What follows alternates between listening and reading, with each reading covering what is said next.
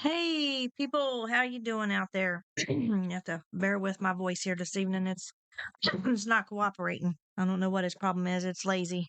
I've been kind of lazy today. Today was one of my days off, and so I have to say I was a couch potato. It's really funny. I actually went outside on our patio and my rocking chair out there and was watching my flowers grow, so to speak. I guess you don't really see them grow, but after I planted them, I like to look at them and drink coffee and say, wonder what that one looks like. And that one looks like it's dying. And of course, it's really not. The one piece of it has to die for the next section to come in. So I know the little pot's going to be beautiful again once the marigold heads pop off, and I see the new ones down there growing, doing their job, coming in behind it. So I was sitting there and I was looking at those ants, and I mean, sorry, not the ants. We are going to talk about ants, but well, some of it's going to talk about ants. So Lord only knows what He decides to add to it or take away from it. Carly's sitting here. She might be talking about something else besides an ant before it's over with. You never know where God's going to take us. Um, but so I just distracted myself there talking about flowers and switching over and wanted to switch over to ants, but Lord have mercy, give me a day off, and I don't know how to act. If you don't know who we are, I guess I should start there. I always like to kind of tell everybody who we are, because if you're just, I want to say, flipping channels or scrolling through wherever this stuff might end up on, you're wondering who are these crazy girls? This is Carly Pleasance Mobs, and I'm her mom, Carla Pleasance. Um, we are with Pleasance Family Ministry. So you can look us up under that if you want to. We have started doing a talk or a podcast or whatever you want to call it. We call it Cozy with Christ, and it's with Carly and Carla. But anyhow, back to that thing about being lazy and sitting there and drinking coffee and looking around me. I was actually pondering things in my head that um, I know as humans we make mistakes sometimes, and I was pondering things in my head, and I was thinking, I'm really not proud of that decision, or sometimes in the past I'll say, hey, I made a boo boo with that, and I really kind of need to fix that. And I was thinking, Lord, how do you feel about it? Because I just always seem to take things into my own hands sometimes, and not ask God what His opinion is in it. And I actually didn't like what he told me this evening. I was sitting there and, like I said, being lazy, being a couch potato, so to speak. Even though I wasn't on the couch, I was out in the rocking chair. Wasn't watching the TV, but I was still being a couch potato, so they say.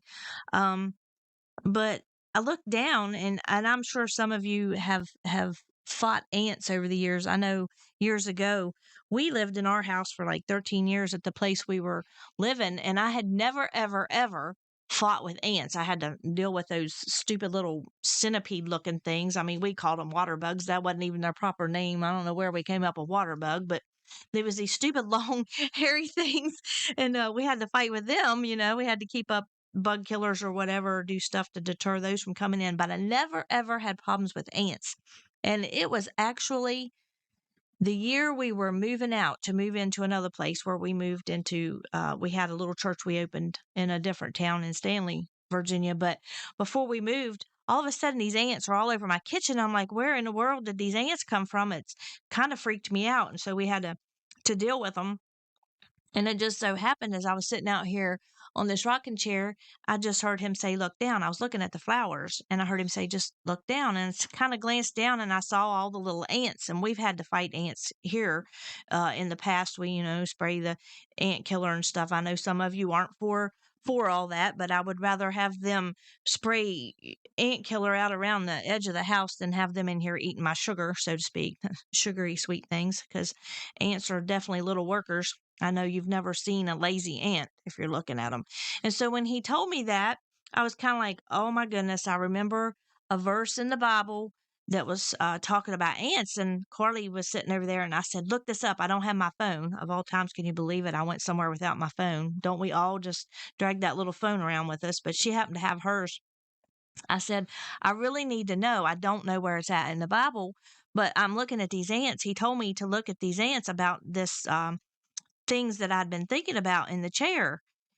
And as I was looking, I heard that. So she looked it up, and it actually came to two different verses. But the one verse that was in my mind at the time that I remembered him telling me was in Proverbs 6. And so I had to pull it up. And it says this, it says, "Go to the ant, thou sluggard, consider her ways and be wise, which having no guide, overseer, or ruler, provideth her meat in the summer and gathereth her food in the harvest."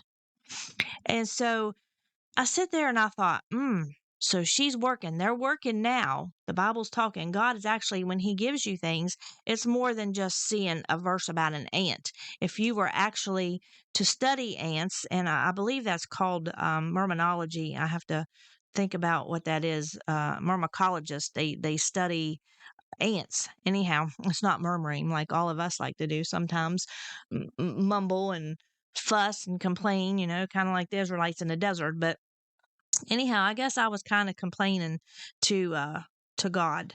Um and that's why he was basically telling me, you lazy thing, quit murmuring to me, quit complaining and do something about it. So it's kind of funny, I wasn't totally discouraged. Of course, sometimes I don't like to hear the things that he tells me, but he was also telling me not to quit. I was actually very, not really discouraged, but it was just bugging me underneath. And so, like an ant, they're not quitters, you can think about it. If you're out mowing or whatever, you run over an ant hill or you kick it in, or you'll see people wash them away with a water hose or spray around your house. But before you know it, they'll build it back. And it takes a lot to discourage an ant. So you truly don't want to get discouraged. I recall reading something with Billy Graham one day when I was reading some different literatures. And he had been out walking with his boys when they were young, and they didn't notice it, but they had stepped on one of the ant hills. And his boys had asked him, wouldn't it be, nice if we could go down there and fix what we destroyed of theirs? And he was like, well, that would be good if we could go down and help them and prepare and fix back what we tore up. But we could go down there. They wouldn't understand us anyway, so it wouldn't help us to go there. They don't understand us, so we couldn't help them. So, but it's neat with an ant. Um, they don't know the meaning of procrastination and putting things off, and they'll get everything ready before it turns cold. They'll gather the food, and so while it's still warm, and they'll take it into their colony before winter comes here in the summer. And I guess the way I understand, they start in the spring preparing for the winter for their food or whatever, so they can take care of their families. But they it's just plain good common sense with your stewardship, that they're future oriented. They're not living in the past or just for the present. They are preparing for what lies ahead. So God was kind of telling me that, that I need to prepare for things in the future, not just procrastinate and be lazy and ornery. So we need to stay prepared. We definitely need to stay prepared. Um, I don't know if uh Carlie wants to start adding anything in there or not. I don't know if the Lord has laid anything on her yet, but I will say this about preparation.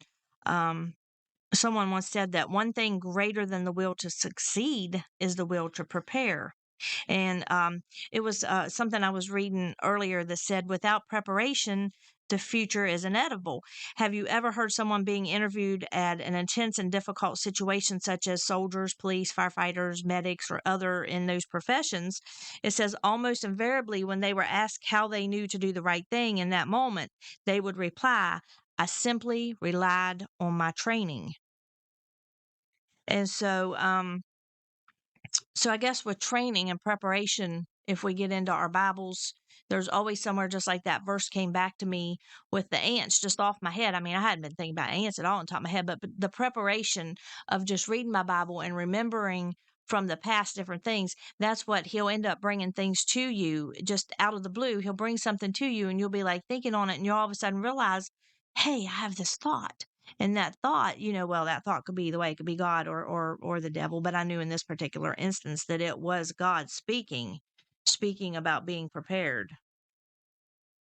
Hiding the word in your heart. Hiding the word in your heart is very important. You see, while she's over there, we were both out on the porch, and while she was over there studying about her ants and learning about her ants and God talking to her about ants, God was talking to me about pterodactyls.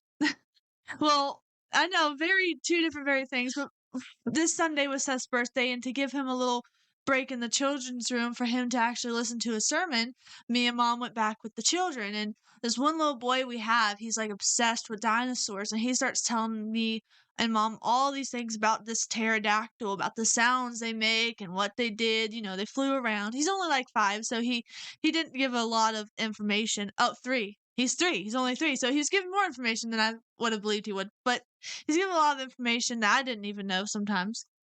So Pepper, he walks out on the porch, and Pepper, he's just a smart little thing. And I was like, Pepper, how do they know? How do they know what sounds that the dinosaurs and pterodactyls and such made? And he's like, well, he gives me this big old scientific thing that he likes to do with words that I didn't understand. But the point of the pterodactyl was, I was like, so in other words, they could have sounded like a bluebird or a robin. They probably didn't sound like, the big old screeching bird like we know them to be. They could have sounded like a bluebird. And he goes, yeah, they could have sounded like that. I was like, that's cool because, we're dealing with some personal things. We are in ministry, and that doesn't mean that life is perfect for us. We struggle with personal things as a family and as individuals. So we're both studying up on things to help us feel better. And my thing that I was thinking about was how in Matthew, he tells us that he takes care of the birds. He takes care of, at the beginning, what started Mom's ball rolling with the ants was she was looking at her flowers. And in Matthew chapter 6, it says that he cares of the lilies, even though that they are here today and will be put into the fire tomorrow. He loves them. He gives them the sun and the water and the shade, because if they have too much sun, they'll shrivel up, or if they have too much water, they'll drown. He gives them exactly what they need. And he's in charge of what the flowers need. And it talks about how he knows what you need. He knows what you need. And we often forget that because we will take, like ants, we'll go out and we will work, and sometimes we'll work ourselves to death. We're not made like the ants. We're not made to work ourselves to death. Sometimes we're made to cast our worries onto God. Sometimes we're made to sit back and say, God, I cannot do this on my own. I need some help. And in the same chapter of Matthew, it says, seek ye first the kingdom of God above all else. In other words, it doesn't matter what you're going through. It doesn't matter what you've got planned. If you are not seeking God first, when you seek God first, you get to him first. You'll get his information first.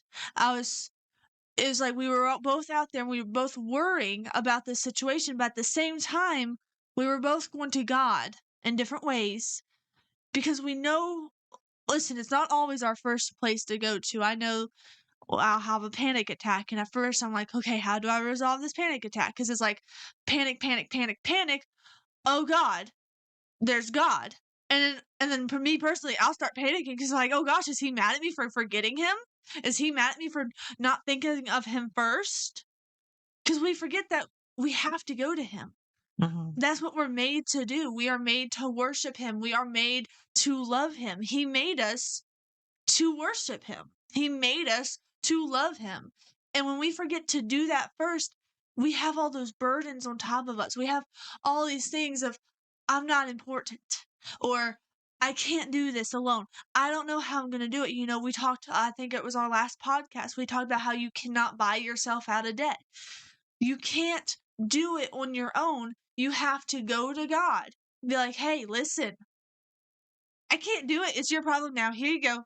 And you just shove it into his hands. I know I did that with my dad and my mom when I was a kid. When my Barbie or something would break, I'd take it straight to my dad, like, I can't do it. I just shove it into his hands. At first, he just like look at the headless Barbie, like, what are you talking? What?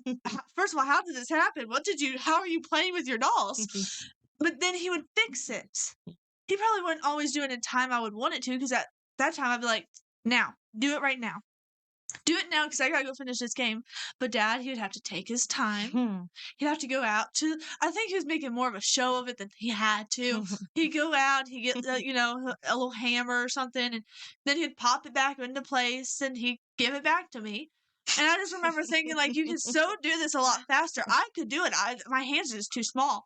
No, but we take and we get all these emotions piled up inside of us, all these, the devil, he comes in and he gives us all these thoughts of, you're not going to do it. Your life is falling apart. You're going to lose your house. You're going to lose your car. You're not going to be able to feed your family. You're not going to be able to make it to the next day. Your emotions are just going to keep piling up to the point where that's so much for you to handle. You're going to have a mental breakdown. And sometimes it is good to have a mental breakdown and to cry, let it all out, and then get your head together. But we can skip that step. We have to learn how to skip the mental breakdowns, how to just immediately go into the, okay, I got this. Training. Exactly. Mm-hmm. I got this. But it's not that I got this.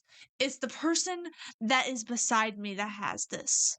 Okay, he goes before me, he comes after me, he is with me all the time.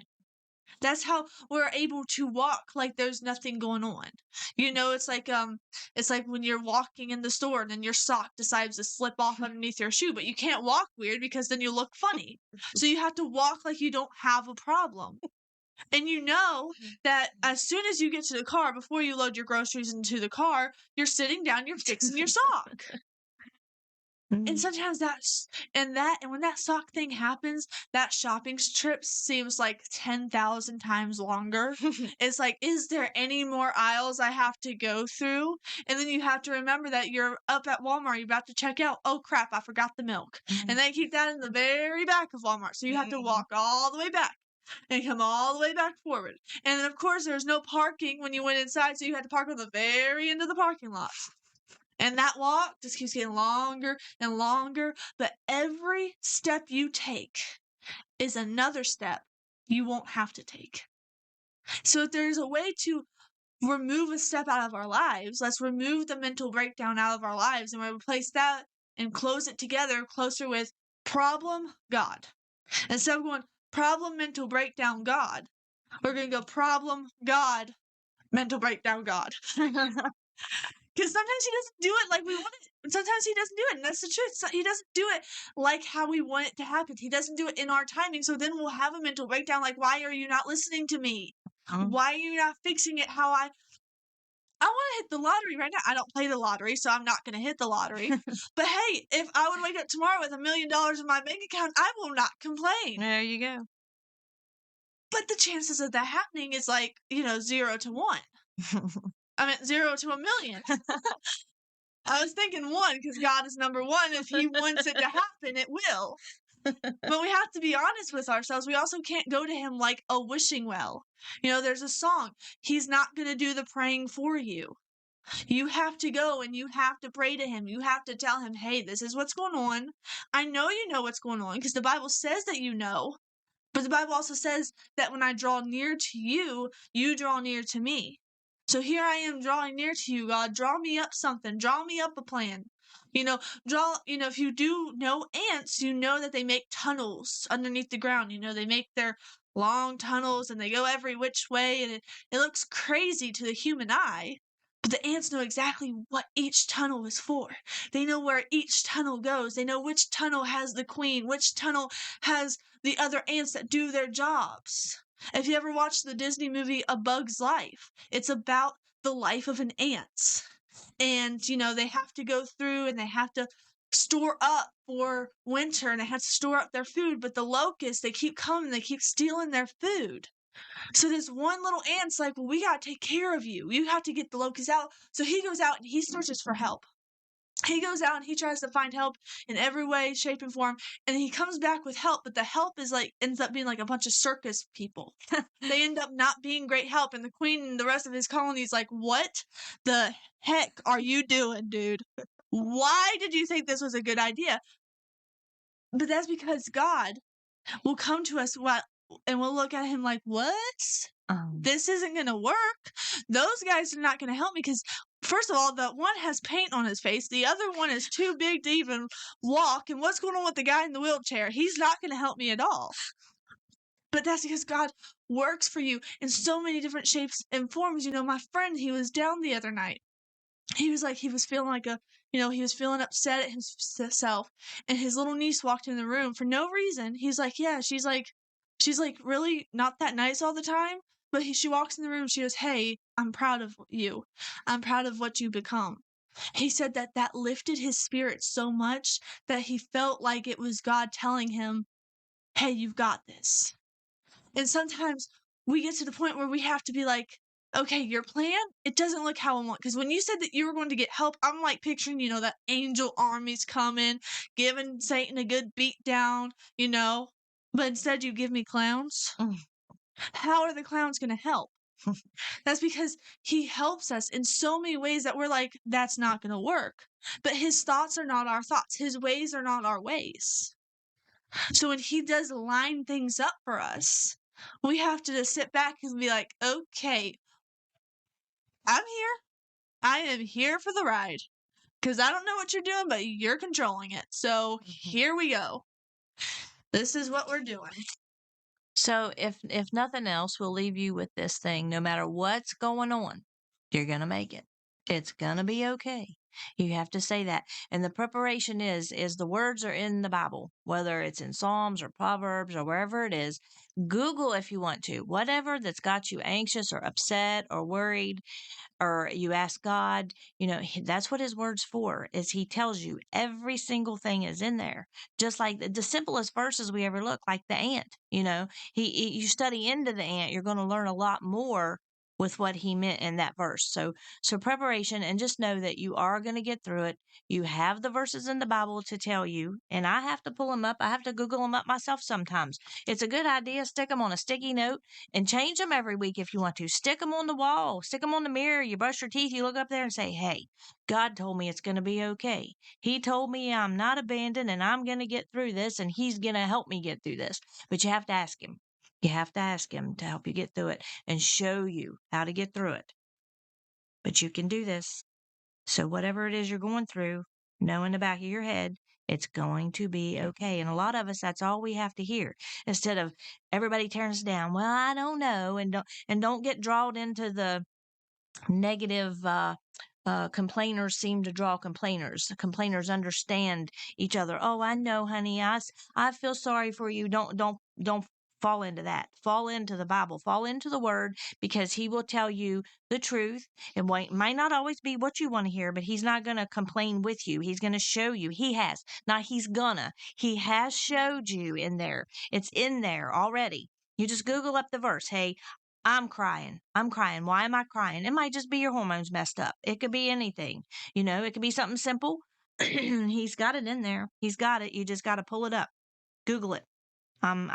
I'm broke. What am I supposed to do with this? I'm having a bad marriage problems. What's the Bible got to say on that? And then it'll give you the verses to look up and read for yourselves. Don't always listen to somebody and listen to them give you a couple verses and tell you their opinion.